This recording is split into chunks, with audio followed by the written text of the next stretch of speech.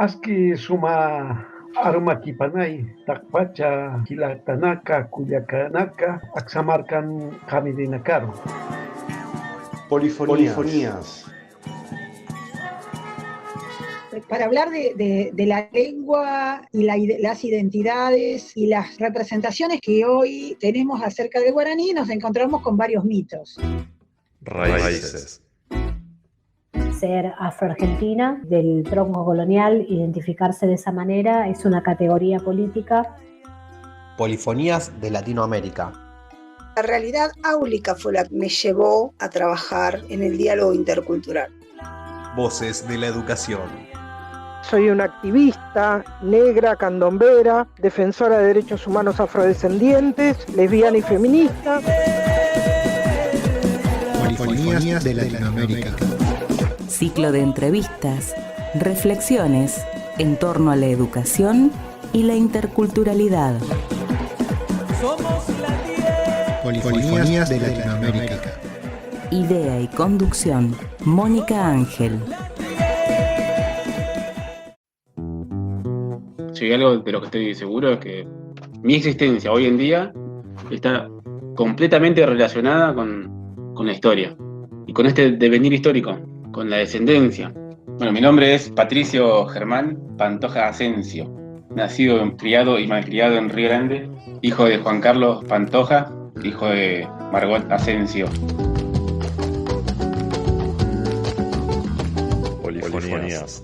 Polifonías de Latinoamérica. Voces de la educación.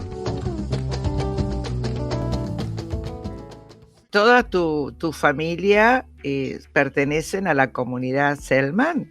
Sí, toda mi familia por el lado de mi abuelo, por parte de mi abuelo. Nuestra descendencia viene, mi abuelo se llamaba Bernardino Pantoja Imperial. Él era hijo de Rosario Imperial, quien fue hija de Paulina Yexes. Paulina Yexes y Simón Imperial eran los padres de Rosario. Y sería interesante que le contemos desde Polifonías desde Latinoamérica, que comentes, o sea, tu niñez, ¿qué recuerdos traes de esa construcción de tu identidad Selman? Mira, cuando era chico se hablaba mucho en la familia, se hablaba mucho de la abuela Rosario, más que nada, y siempre se comentaba, digamos, de que ella era ona, como decían. Le decían así, era ona. Por ejemplo, mi abuela, la mamina, como le llamábamos, nos contaba un montón de historias de ella, igual que mi abuelo. Decían de ella era ona, era mestiza, diciendo era ona pura como su mamá. Y eso era así, eran las charlas, ¿viste? No eran cotidianas charlas, pero charlas así entre familia. Siempre hablábamos de esto, ¿no? Pero era como, yo me pongo a pensar porque yo me empiezo a reivindicar y me reafirmo en mi descendencia como Selman a partir de los 16 años. Anteriormente se sabía, pero lo veíamos como algo lejano, como algo que había pasado. Sí, sabemos que nuestra abuela era indígena, era ona. No decíamos Selman, decíamos que era ona. Pero quedaba ahí.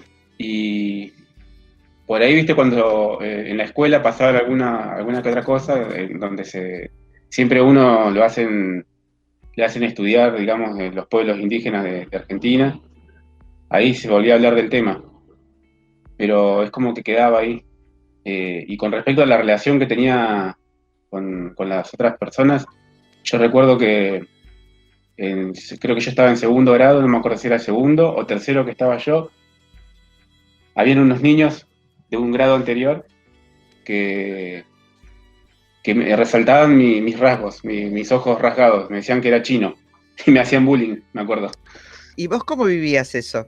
Bueno, en ese momento cuando yo llegué a mi casa y le digo a mi mamá, mirá, me están pegando unos chicos, dicen, porque soy chino, le digo, me dicen chinito.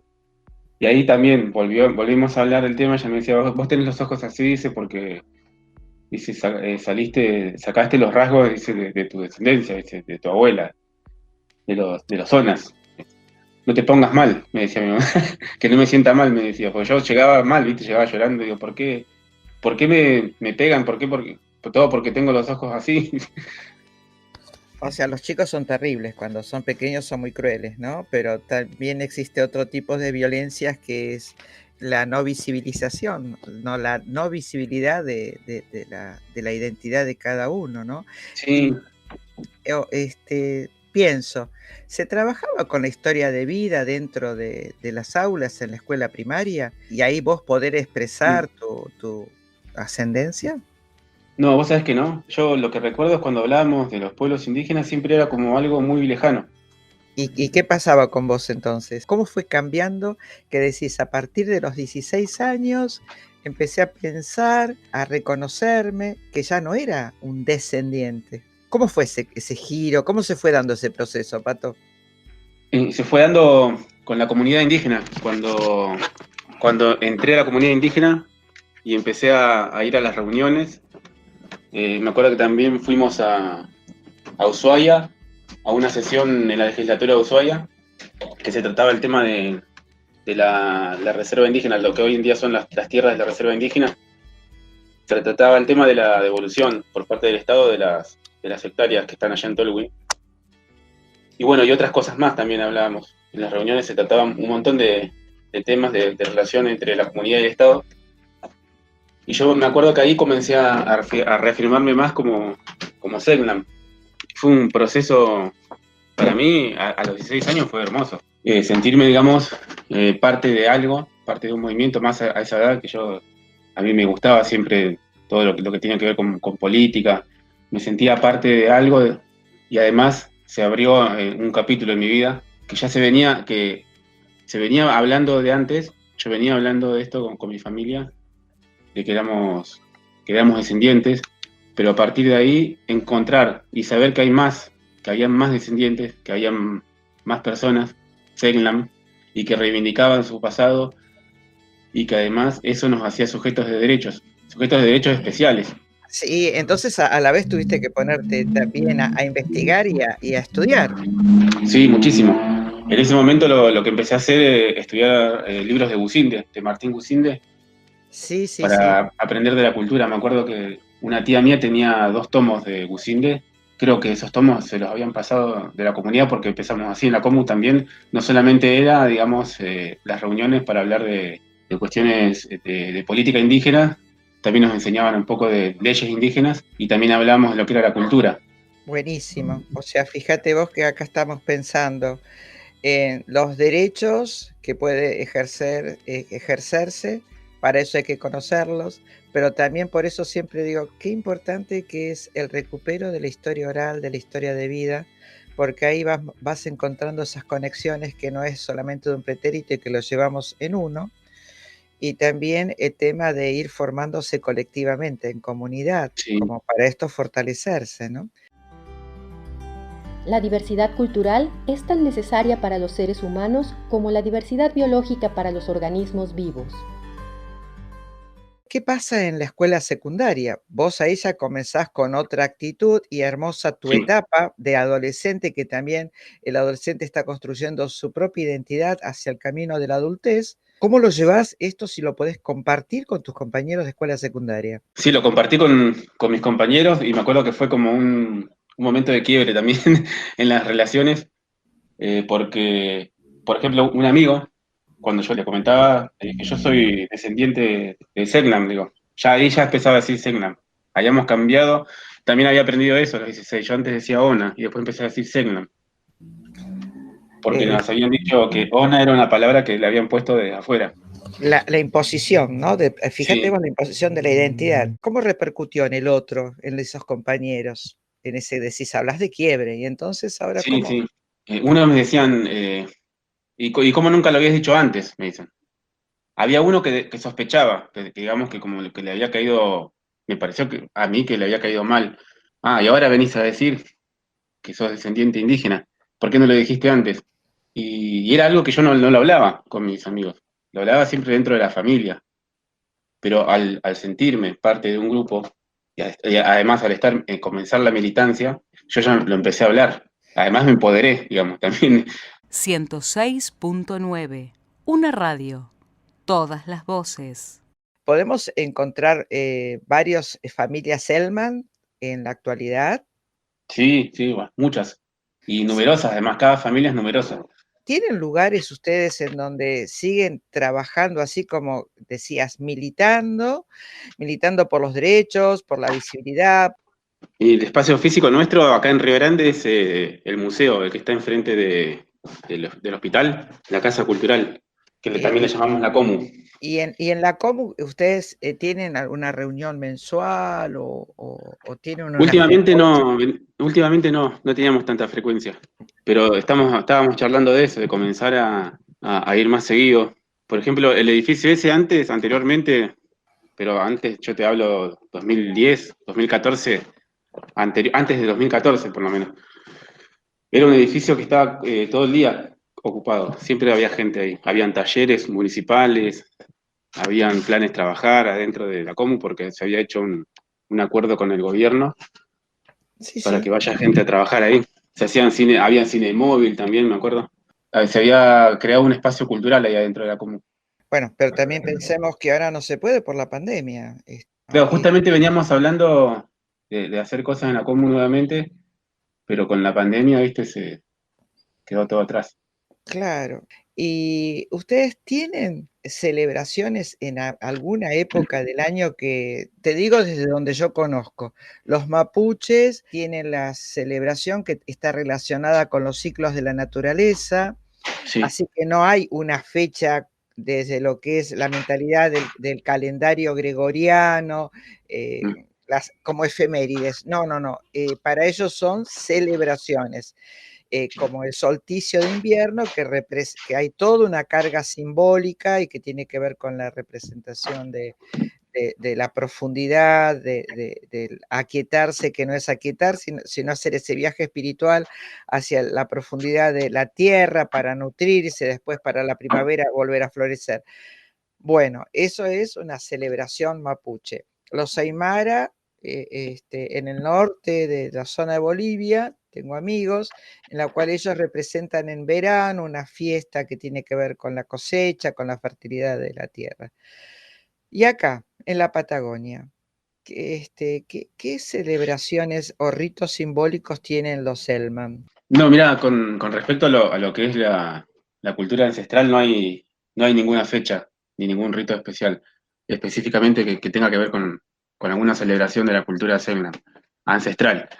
Sí, tenemos el 25 de noviembre, que es el día del aborigen fueguino, que es un día en el que se recuerda la llegada de un barco en el que venía Ramón Lista y de una matanza que hubo en la playa por parte de Ramón Lista y su gente. Pero así una fecha, digamos, que sea una celebración, como que comentabas vos, que tenga que ver con la cultura, con algún evento natural, ni siquiera con el Jaime, por ejemplo. Bien, y ahí sería interesante, porque el Jaime, ¿qué significa? ¿Qué es?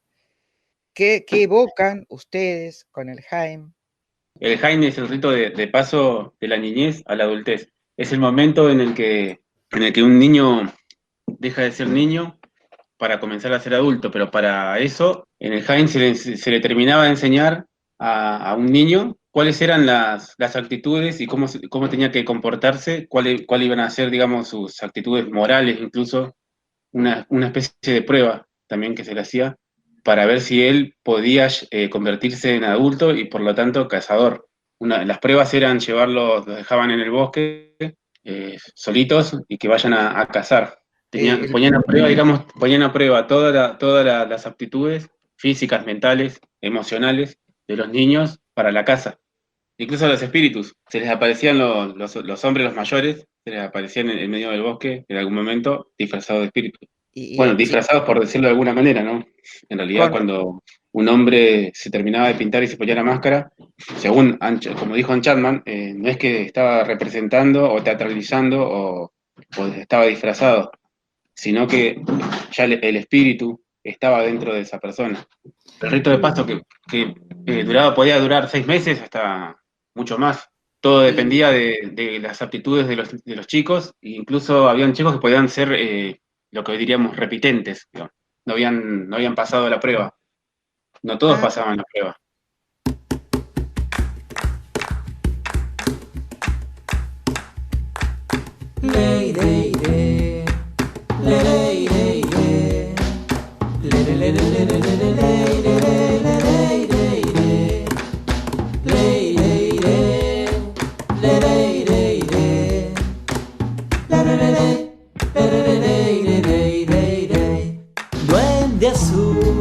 Duende azul, ¿qué buscas en el hielo?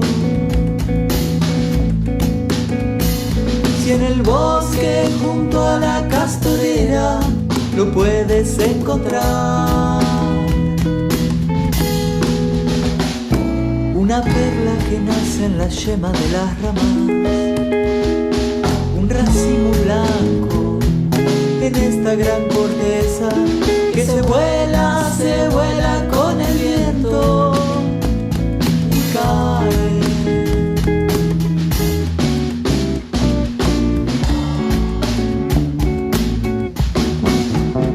Duende azul, te refugias del frío con un manto hecho de coigües, siempre primaveral.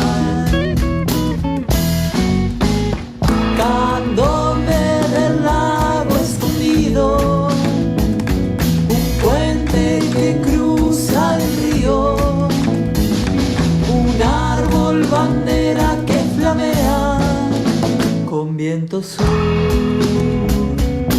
Leire, candombe del lago escondido, un puente que cruza el río, un árbol bandera que flamea con viento sur.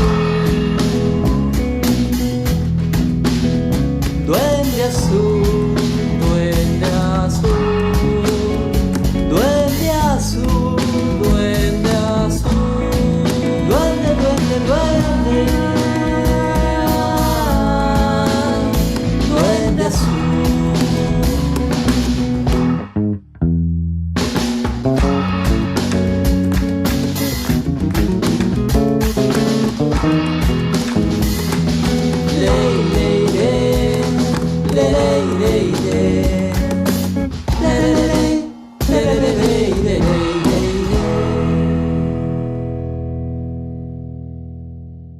En la actualidad, ¿contribuye el Estado municipal o el Estado provincial o el Estado nacional en estos, a lo mejor ponerle estos últimos 10 años, a visibilizar y a favorecer a los pueblos originarios acá en Tierra del Fuego? Sí, mucho. Sí, sí. De hecho, tenés en gobierno provincial tenés la Secretaría de Culto de Pueblos Originarios. A nivel nacional está el INAI. Bien. Nosotros como comunidad estamos también dentro de la órbita del INAI, digamos, en cuanto a gestión nacional. Pero Bien. siempre el Estado baja un montón de políticas, de proyectos, de programas, incluso hasta radios comunitarias. Y acá, dentro de lo que es Tierra del Fuego, además de los Selman, ¿ustedes están en contacto con otras comunidades y cuáles serían las otras comunidades en esta isla también de pueblos originarios? Sí, se está en contacto, se habla con los yaganes, con mapuches, también hay gente que viene del noroeste, Entonces, comunidades bolivianas. Es variado, qué interesante. Incluso también se está charlando mucho de distintos lugares. Yo, por ejemplo, individualmente tengo trato con gente de allá de Chile, Seglan de Chile. Ellos están trabajando para que el Estado chileno los reconozca como comunidad, como pueblo. Ya avanzaron bastante, ya hay un primer paso en el que el Estado los está reconociendo como un pueblo indígena en Chile, que antes no lo hacía. La cultura toma formas diversas a través del tiempo y del espacio. Ello manifiesta la originalidad de todos los grupos que componen a la humanidad. El sistema educativo, ¿desde qué lugar te parece que puede contribuir para el fortalecimiento, la visibilidad de los pueblos originarios no solo en Tierra del Fuego, sino en todo el territorio nacional. ¿Vos qué pensás? ¿Cómo se podría hacer esto? Hubo un programa antes del gobierno de Mauricio Macri, te tengo que decir porque es así, No, en realidad. Antes de eso hubo un programa que se llamó Con Nuestra Voz y que recogía relatos, y incluso hasta pinturas, relatos, de personas de diferentes comunidades de todo el país. Incluso en esa, a mí me convocaron, me pidieron que escriba algo. Escribí 4 poesías. Se hicieron unos cuantos tomos, no me acuerdo, creo que eran 6, que quedaron, los podés conseguir en internet, en formato PDF, y son material de estudio para las bibliotecas de todo el país. El tema es que después se descontinuó ese programa. Incluso vos sabés que no tuvo mucha difusión el programa ese.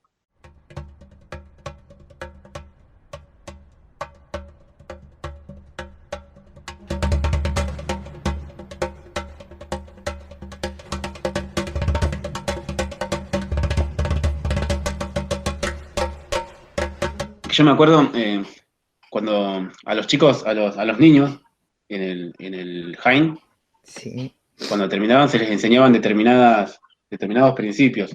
Eran varios, y los enumeraban. Yo me acuerdo que en los libros de Dan Chapman aparecen, que tenían que ver con moralidad, con cómo relacionarse con los demás, respeto a los ancianos, respeto a los inválidos, en cómo se debía, cómo el cazador les enseñaban, y eran principios que se tenían que cumplir a rajatabla una vez que vos te seas adulto.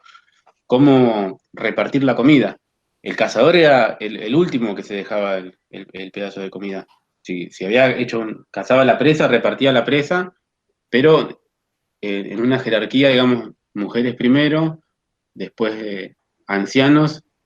No me acuerdo cómo decir, ancianos o mujeres primero, pero el tema era ancianos, mujeres, inválidos, niños y al final el cazador. ¿Recordás palabras? Me imagino que también lo primero que pierde cuando está un poderoso es el tema de la lengua, ¿no? O sea, la lengua. Claro, porque se pierde la lengua, se pierden los sentidos, se pierde la manera de percibir el mundo, que es diferente a la que te impone la lengua, ¿no? Mi abuelo me contaba, él veía que su mamá, Rosario Imperial, ella tenía una pensión acá, en Río Grande, la pensión imperial se llamaba, iban a parar paisanos ahí, como les decía ella. Iba la Ángela también a visitarla, muy seguido. Estaba Alejandro Cortés, de los nombres que yo me acuerdo, ¿no? Sí. Panchito Minquiol, que iba ahí a la casa de mi abuelo, de la abuela Rosario. Panchito Minquiol, que le cantaba a mi papá para que se duerma a las noches, le cantaba en Seglam. Tocaba la guitarra, Panchito. Y lo ponía a mi papá, lo ponía en el regazo y le cantaba en Seglam para que se duerma. Qué belleza. Y después le decía, Mester. Eso me decía mi abuela, que era, duérmase. Algo así era. Ay, qué hermoso. Y mi abuelo lo que me contaba es que la Rosario se iba lejos y se juntaban entre los paisanos y hablaban, estos hablaban, como decía mi abuelo, hablaban en un idioma que no sé, no entendía nada, dice mi abuelo, así hablaban, ¿no? Sí.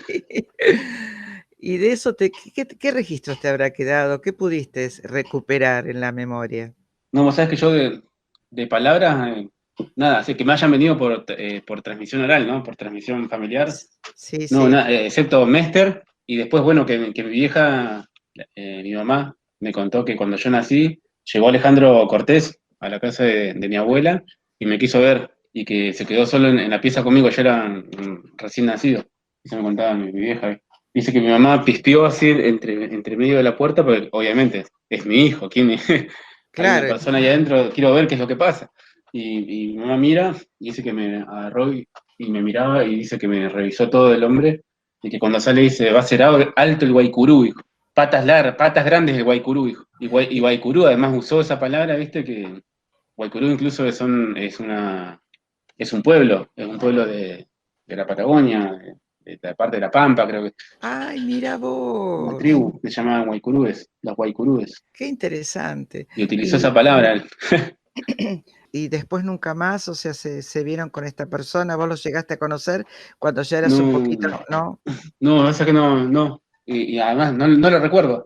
Lo que sí recuerdo de sus anécdotas, o sea, lo que me contaba mi abuela, Por ejemplo, la relación que tuvo él con Ann Chapman. Alejandro Cortés nunca le cayó en gracia a Ann Chapman, igual que a mi abuela Rosario. Yo también el otro día le preguntaba a mi mamá, digo, ¿por qué no la menciona tanto Ann Chapman a la abuela Rosario? Digo, sí, ella tenía la pensión y toda la gente iba ahí, incluso ella iba a buscar a sus informantes a la pensión de mi abuela, a la Ángela, a Panchito, y me dice, no, lo que pasa es que tu abuela no quería saber nada, dice, con la Chapman, dice. Nunca quiso hablarle, Y Alejandro Cortés, hay una anécdota que me cuenta mi abuela, que él llegó de una entrevista que le hizo Dan Chapman en lo que hoy serían Los Yaganes, que en ese momento era un hotel, y que le decía a Alejandro, me preguntó de todo, dice, me dijo todo, pero yo no le dije nada. Yo no le dije nada, dice. Qué bueno, qué bueno. Y se había enojado por cómo cómo la Chapman había organizado la entrevista, incluso que lo estaba grabando sin el consentimiento de él. Yo creo que Alejandra se sintió tratado como un objeto de estudio. 106.9, una radio, todas las voces. Yo estuve en Buenos Aires como 7 años más o menos. Terminé la secundaria en 1997. Me fui con la idea de estudiar filosofía en la UBA, y me acuerdo en Puan había Ann Chapman después de grande. Iba a dar una charla, que en ese momento no había los teléfonos celulares todavía, ¿cómo se llaman? No eran digitales como ahora. Creo que fue en el año 2002.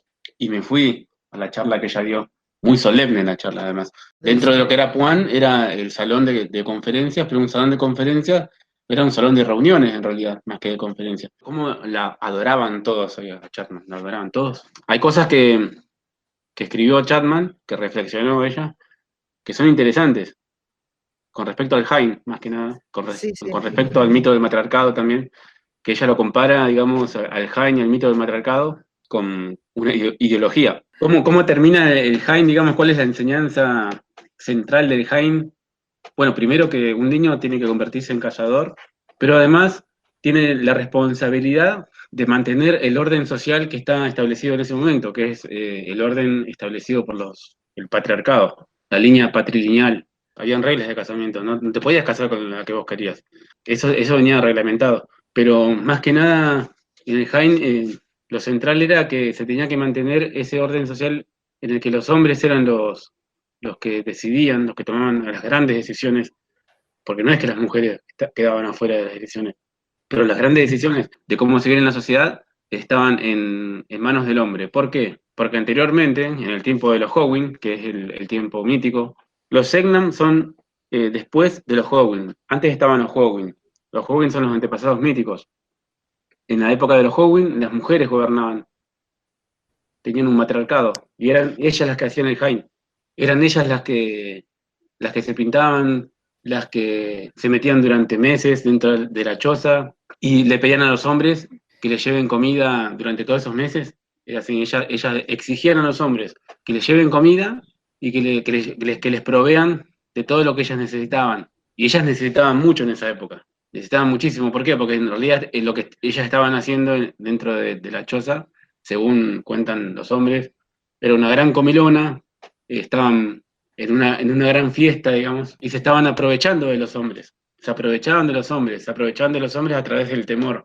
Mirá, porque ellas se disfrazaban de espíritus para atemorizar a los hombres, para que los hombres les provean de lo que ellas necesitaban en esa gran festichola, por decirlo de alguna manera. Por ejemplo, Chapman lo que decía es que lo que sería la organización social y política, digamos, del pueblo Seglam, del Seglam ancestral, no habían jerarquías. Ella decía, no habían jerarquías, no había un ejercicio de poder como podemos encontrar en sociedades occidentales, pero sí existía, digamos, esta norma fundamental que tenía que ver con el mito del matriarcado.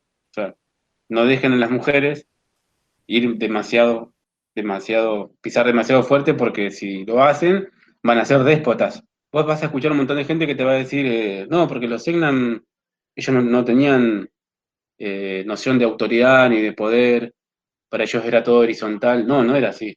O sea, cotidianamente las decisiones se podían tomar de una manera horizontal, pero la sociedad tenía que ser así, patriarcal.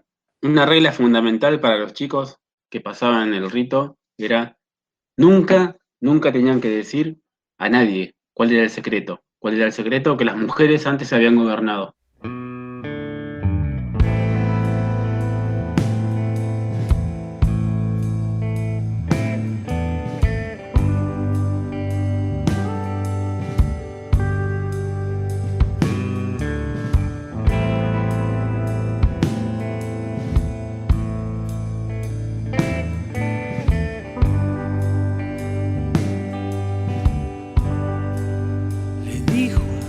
tu sombra.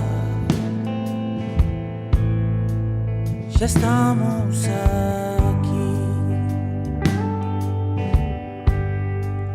tan lejos de todo, tan cerca del fin.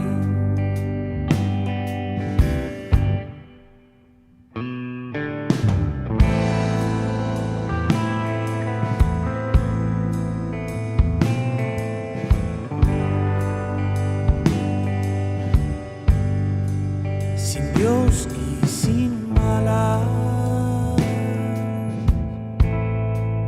en tierras salvajes van las esperanzas en el Ocean Queen.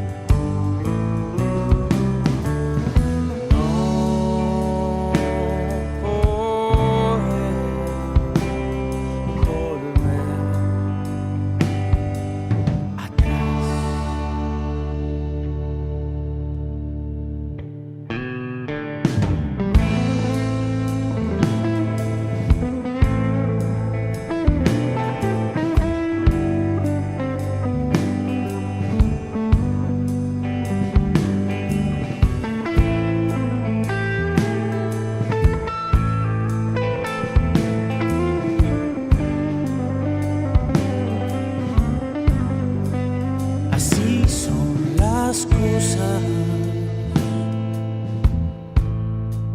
perdidos aquí, sin otro destino que la confusión,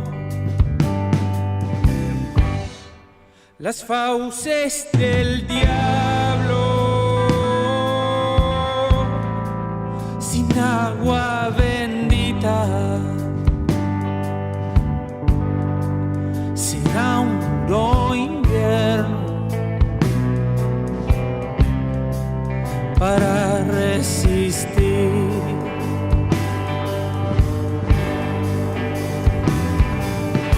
Hojas que el viento acumula en algún rincón, gotas de lluvia que bañan los bosques del sur. Somos la roca tallada que nadie leyó. Somos los gritos de auxilio en Puerto Español.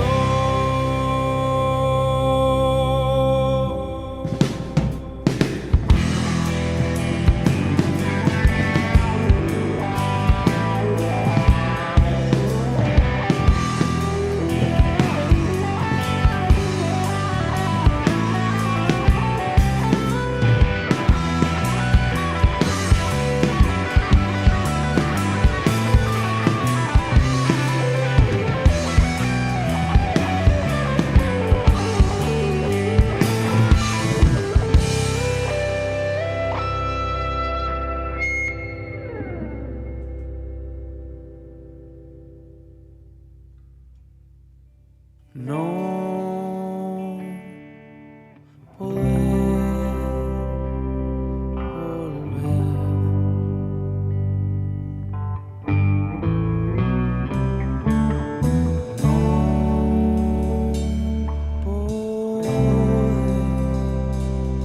volver jamás.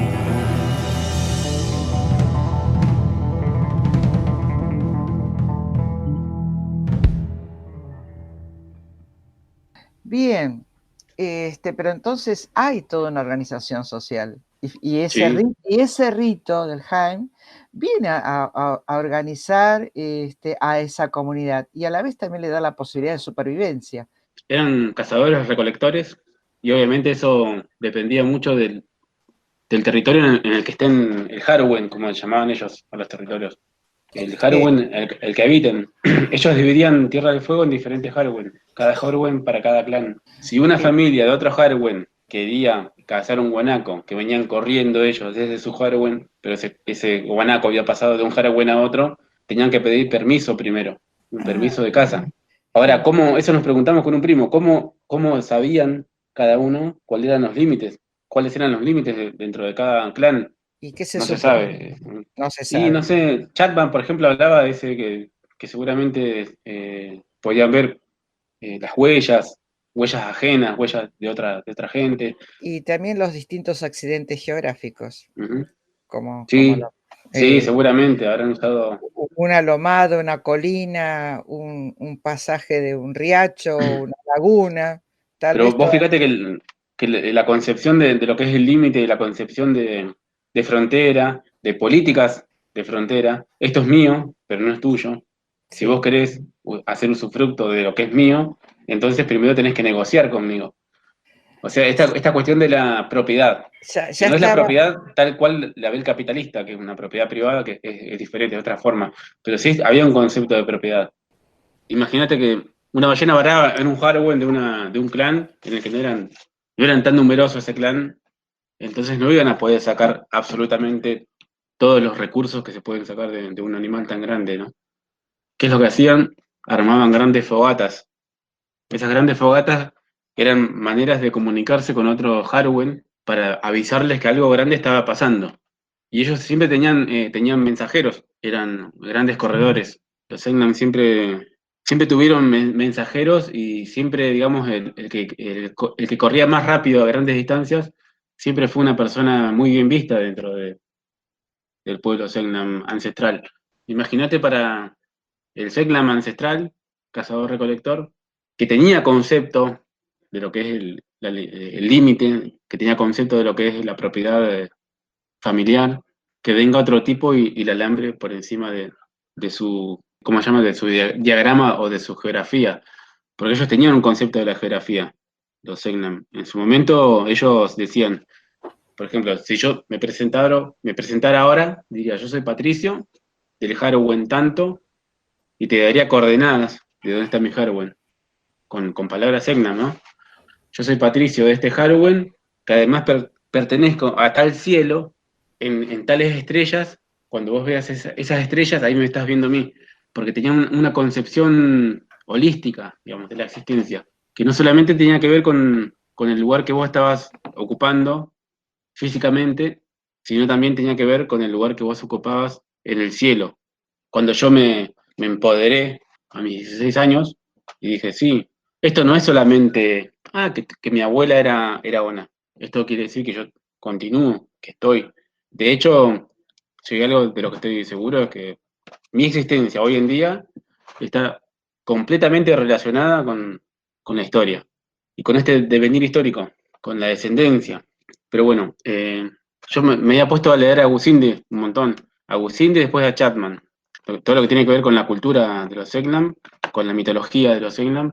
De hecho, hay un tomo de Gusinde que lo estoy buscando por todos lados, no lo puedo encontrar, en el que Gusinde relata la cotidianidad de los Selknam, lo que era el día a día entre ellos, cómo ellos se iban organizando, cómo se relacionaban. Pero el tomo que vos vas a encontrar siempre en Google es el que habla de la espiritualidad de los fueguinos, como decía él, porque decía los fueguinos. Calculo yo que él ponía a todos en la misma bolsa, digamos. A los Yaganes, a los Cahuéscar, a los Haushi, a los Selknam. Pero yo tengo una cuestión con eso, porque yo en su momento lo quise incorporar, quise autosocializarme, interiorizar, internalizar, digamos, todos sus sentires, pero después como que me renegué porque dije, pará, porque esto lo están haciendo antropólogos, o este chabón que era etnólogo. O sea, ¿qué tan auténtico es esto? Digo, ¿será? O sea, si a mí nunca me lo transmitieron a través de la familia, nunca hubo una transmisión oral y generacional, digo, ¿qué tan auténtico es esto? Capaz que es algo que él estuvo pensando, además de preguntarle, de hacer entrevistas a sus informantes, y cuánto de esto, de Gusinde, hay en lo que hoy conocemos, de lo que es la cultura Selknam. Ser maestra en una escuela intercultural bilingüe es un gran desafío. Por eso en la escuela aprendemos desde las prácticas, los conocimientos y los valores de la gente y de su cultura.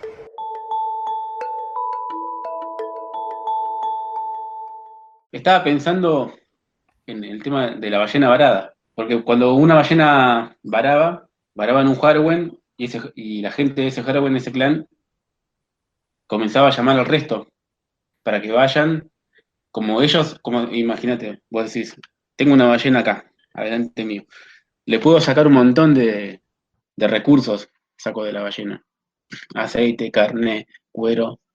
¿Qué es lo que hago?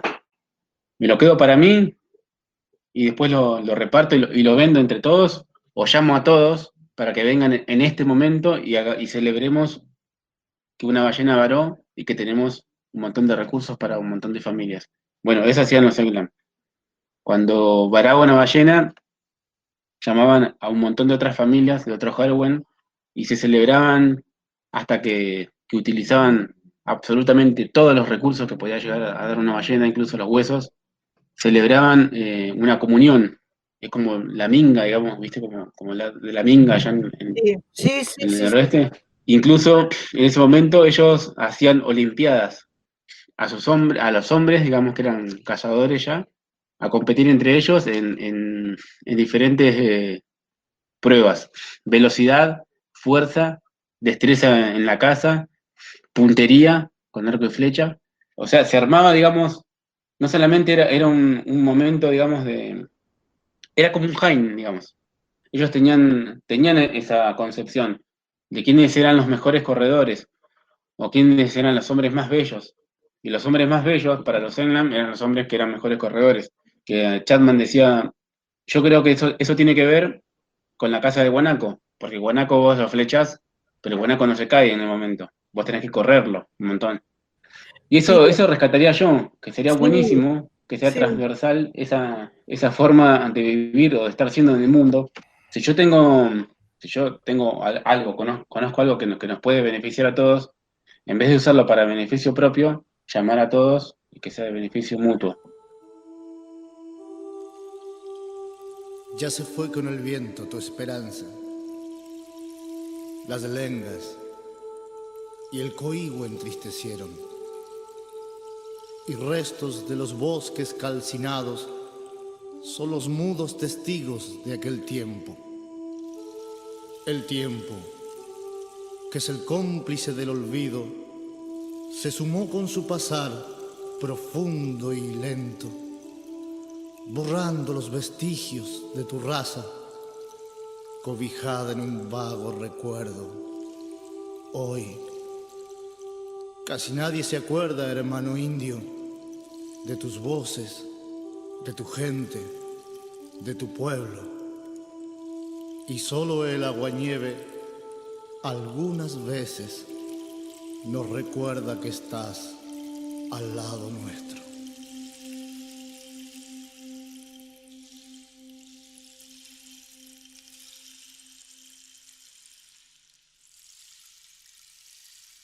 Solo tu final, casi sin quejas, es lo que queda hoy de tu simiente, en un silencio profundo y sin orejas, que no tuvo piedad para vencerte. No hay lugar en la isla que no tenga el olor de tus bosques y tu gente, de tus niños, tus mujeres y tus flechas, que se fueron con vos rumbo a la muerte. En tu grito feroz he de seguirte, profundo de la estepa al nombrarte. Alakaluj, Yagan o Shelnam, hermano indio, Dios del sur, hasta encontrarte.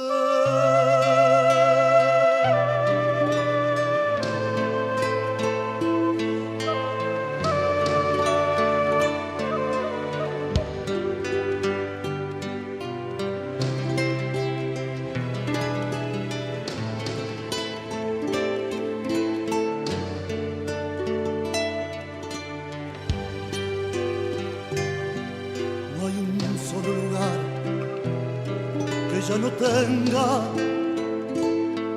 tu recuerdo flotando en todas partes, y hay un tibio retumbo de sonidos cuando el viento viene a despertarte. Si hay un lugar en la otra vida tal vez un sueño justo, habrás encontrado con la paz a tu cielo prometido de coruros.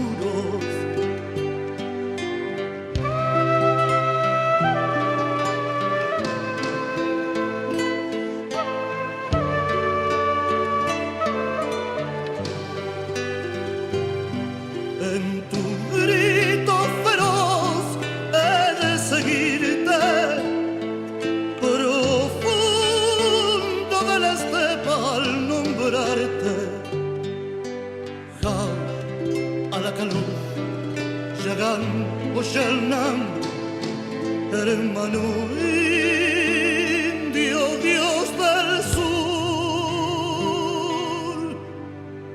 hasta encontrarte.